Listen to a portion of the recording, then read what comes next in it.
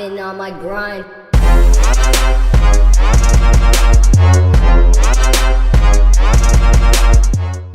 बिस्मिल्लाहिर्रहमानिर्रहीम। अस्सलाम वालेकुम। रोज़गार पाकिस्तान में खुश आमदीद। मैं हूं अब्दुल बासित। दोस्तों, आप पाकिस्तानी मईशत की तबाही का सबसे बड़ा जिम्मेदार किसको समझते हैं? इस सवाल का जवाब नीचे कमेंट बॉक्स में ज़रूर दें। मैं भी आपके सामने एक राय रखता हूं। अगर आप उस राय से इख्तलाफ करते हैं तो भी बताएं, अगर आप उस राय से इत्तफाक करते हैं तो भी हमें ज़रूर बताएं, ताकि हम सब लोग एक दूसरे से सीख सकें। 60 की दिहाई तक पाकिस्तान में इंडस्ट्री फ़रोग पा रही थी। आदमजी, असफ़हानी, सहगल, जाफ़र ब्रदर्स, रंगून वाला और अफ्रीका वाला ब्रदर्स जैसे नामों ने पाकिस्तान को इंडस्ट्रियलाइजेशन के रास्ते पर डाल दिया था। दुनिया पाकिस्तान को इंडस्ट्रियल पैराडाइज कहा करती थी। माहिरीन का ख्याल था कि अगर तरक्की की रफ्तार यही रही तो पाकिस्तान एशिया का टाइगर बन जाएगा। यहाँ फैक्ट्रियाँ, मिलें और कारखाने लग रहे थे। क़याम पाकिस्तान के बाद मशरकी पाकिस्तान का किसान बहरान का शिकार हो गया, क्योंकि उसके पास परसन की फसल तो थी लेकिन मिलें सारी कलकत्ता में रह गईं। चुनाचे इस मौके पर आदमजी ग्रुप मैदान में आया और उसने नारायणगंज में दुनिया की सबसे बड़ी जूट मिल कायम कर दी। बजाय इन कारोबारी खानदानों के मशहूर होने के कि वह मुल्क में मुआशी सरगर्मी को जिंदा रखे हुए थे, हमारे यहाँ हमेशा सरमायादार को दुश्मन समझा गया। रही सही कसर भुट्टो के सोशलिज्म ने पूरी कर दी। हमारे यहाँ नज़में गाई जाने लगीं कि छीनो मिल लुटेरों से। चुनाचे एक दिन भुट्टो साहब ने नेशनलाइजेशन के नाम पर यह सब कुछ छीन लिया। लोग रात को सोए तो वसी कारोबार के मालिक थे, सुबह जागे तो उनसे सब कुछ छीना जा चुका था। भुट्टो ने 31 सनती यूनिट, 13 बैंक, 14 इंश्योरेंस कंपनियां, 10 शिपिंग कंपनियां और 2 पेट्रोलियम कंपनियों समेत बहुत कुछ नेशनलाइज कर लिया।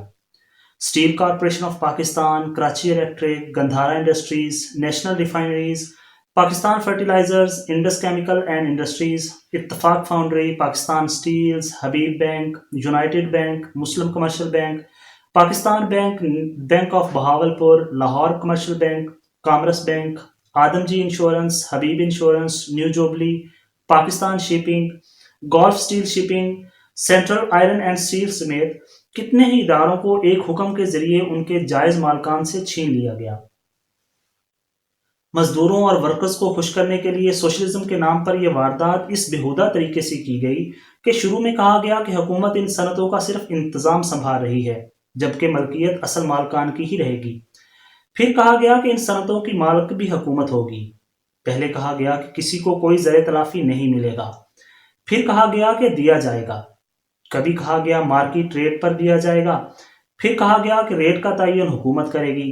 यूं समझिए कि एक तमाशा लगा दिया गया। मजदूर और मालकान के दरमियान मामलात खराब थे या दौलत का इर्तिकास हो रहा था तो इन मामलात को आराम से बैठकर अच्छे तरीके से हल किया जा सकता था और मजदूरों की फलाह बहबूद के लिए नए कवानीन बनाए जा सकते थे।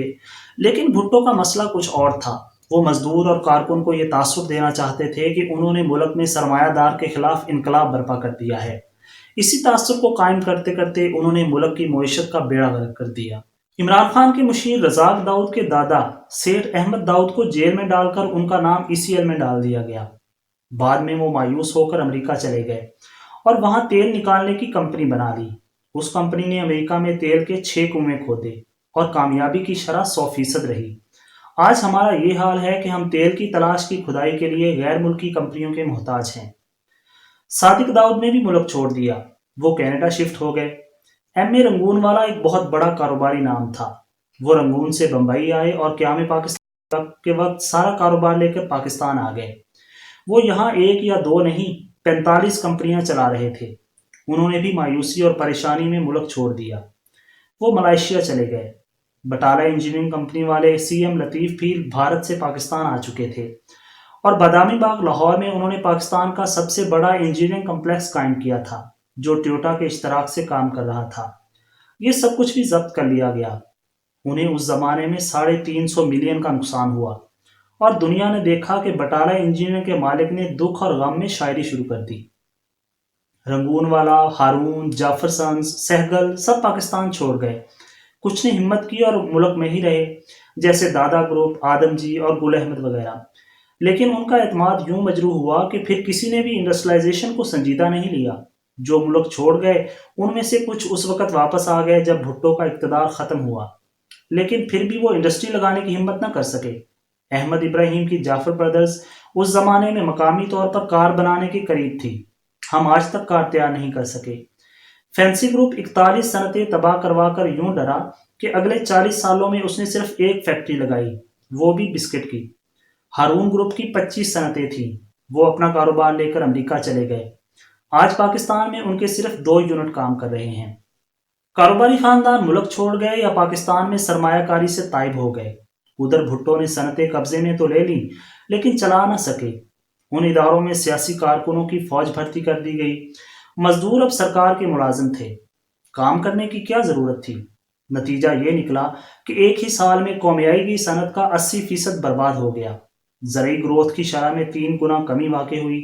نوبت قرضوں تک آ گئی۔ جتنا قرض مشرقی اور مغربی یعنی متحدہ پاکستان نے اپنی پوری تاریخ میں لیا تھا، اس سے زیادہ قرض بھٹو حکومت نے چند سالوں میں لے لیا۔ خطے میں سب سے زیادہ افراط زر پاکستان میں تھا۔